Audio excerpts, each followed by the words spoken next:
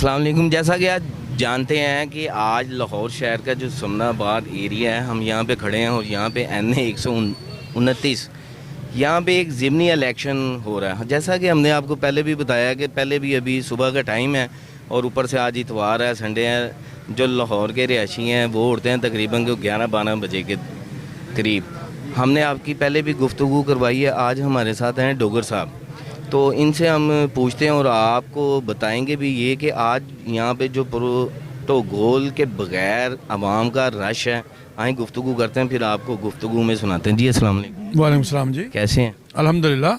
बड़े खूबसूरत लग रहे हैं आज। बहुत शुक्रिया, आपकी हुस्न नज़र है।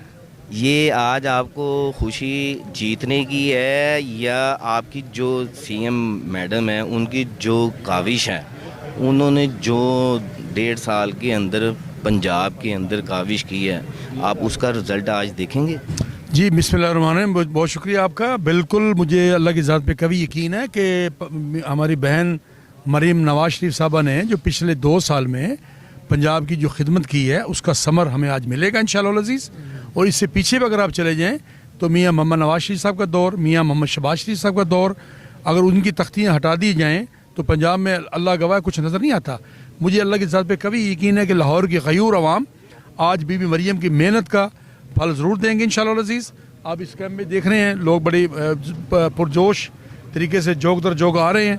और इंशाअल्लाह जैसे आपने पहले खुद बात की कि लाहौर का एक ट्रेंड है, आज संडे है, अभी 12 बजे के बाद मज़ीद रश बढ़ेगा।